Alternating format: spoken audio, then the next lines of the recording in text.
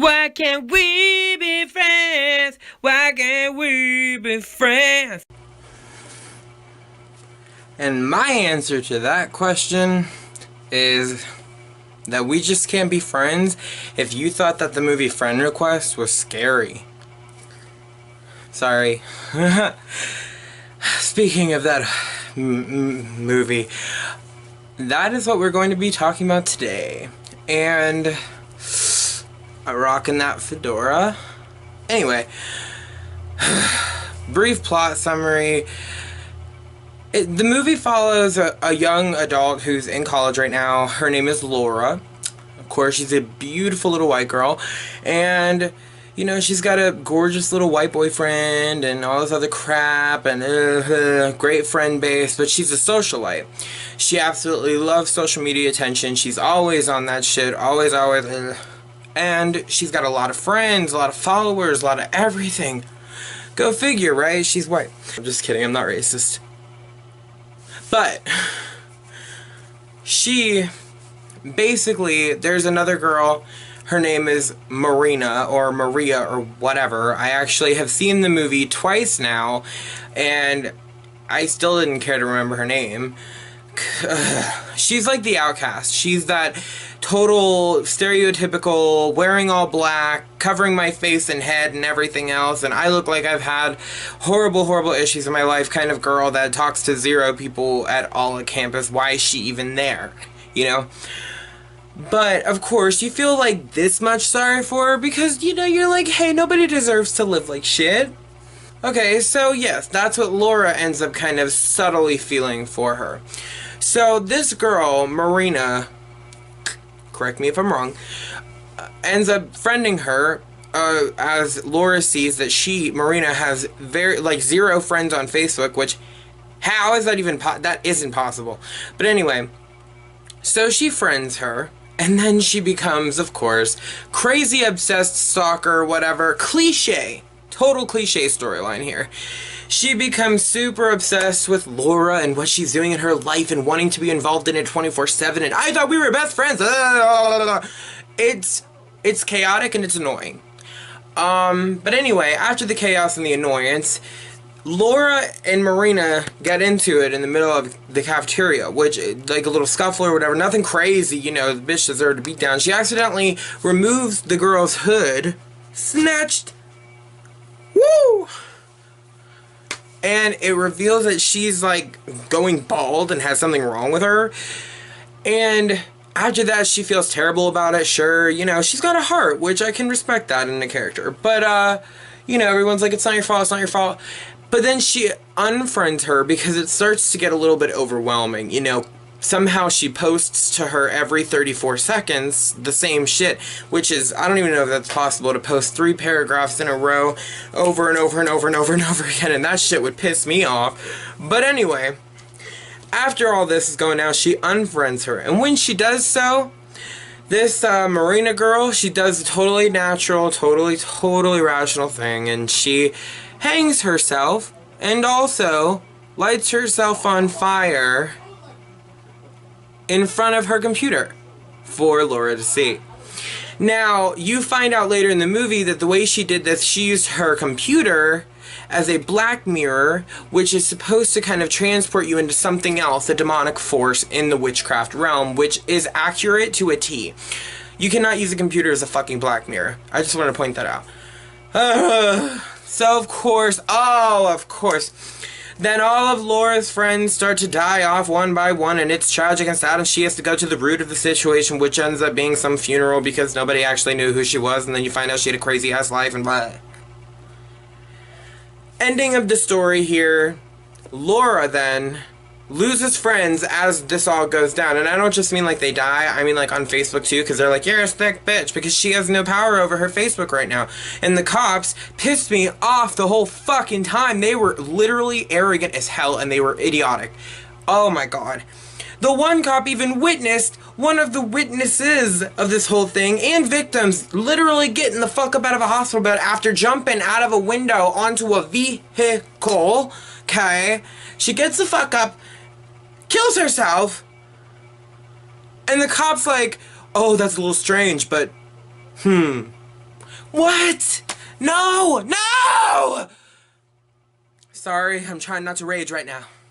But all I am saying is, I cannot offer a better plot summary because the movie honestly was not good. It's got a 36 on Rotten Tomatoes. I mean, that kind of speaks for itself. They're accurate with this one. I would have given it a lower one.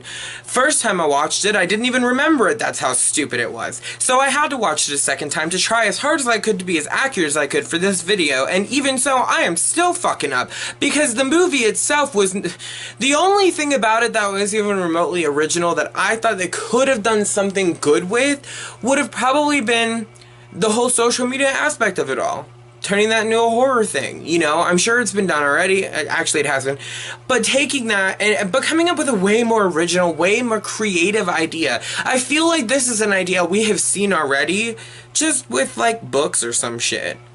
Demons, demons, demons, demons, ghosts, ghosts, ghosts. Fuck off with all this witchcraft bullshit. Jesus Christ, come up with something original, Hollywood, what the hell? Woo. God help me. I'm trying not to rage. I'm trying not to rage. And I'm not editing anything in this video because I don't feel like it. And also because this is all truth. And y'all all know it. And the ones who see the movie, yeah. I will admit, if you're fucked up, or if you're that bored, and you're that rich, or whatever, go and see it. It's entertaining. There are entertaining bits. You know, I'll spoil it here, though. The very first to die in this whole thing is the random chubby guy who is, like, friends with her, who had, like, a minuscule role in the whole thing, of course. And he, like, goes insane in an elevator and is bashing his face off the walls, which is gruesome, sure, but didn't do anything for me with this film. Second death, go figure, the little Latina chubby girl who found him in the motherfucking, like, elevator, and she's like, this is your fault. Speaking of which, the acting in this movie... No. I didn't care for it. I mean, it definitely wasn't the worst. The movie itself, it was definitely not the worst movie I've ever seen. Not even close. But, and the acting was not, you know, you know, they tried, they did it, they got it, whatever. This movie's been made for like 2 fucking years now, and somehow it just now got passed for theatrical release. Like, how desperate, and I do stress that word, how desperate is Hollywood right now? What the fuck? Anyway, back to the spoilers and the deaths. Okay, so after a little, like, he does, the fat chubby Latino girl who's in the hospital from shock and whatever the fuck else, she ends up being the next one because she's hallucinating in the hospital. Go figure, hallucinations, right, with demonic shit. And she ends up ripping her hair out, her own hair out, and slitting her own throat. And it's like, no one sees anything, even the cops, they were so stupid, they still wanted to blame the main character over all this. Yes, it was bad. And then, of course, after this stupid, I don't want to say fat bitch, because that could be offensive, but I'm fat, so I'm allowed to do it. Anyway, after that, she gets in cahoots with this guy who looks like, I thought he was a drug addict.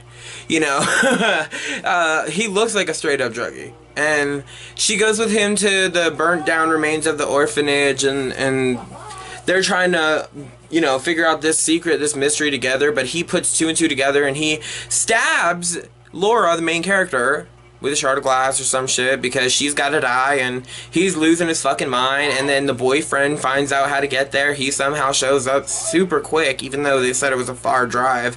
Logic. And, he kills the boyfriend because he's losing his fucking shit. And then he tries to attack her, but then he ends up getting killed by the spirit. And then the girl's like, what do you want from me? She doesn't end up dead, but she ends up in the same exact position that Marina was in prior to all of this occurring. Did she deserve it? No.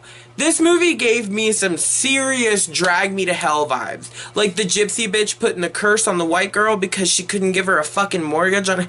That's life, ho! Get over it! You can't just curse everybody who fucks you. Shit, some asshole cut me off on fucking 219 earlier. Did you see me doing curses and shit and struggling to get a button from a shirt? Shit. I get unfriended all the fucking time and all this other crazy shit, and you don't see me hanging myself in front of my computer screen. I'm gonna get you and all your friends. I just thought that the whole premise was dumb. It wasn't the worst, but it was stupid. It was not worth a watch in the theater, so damn sure don't waste your money on it.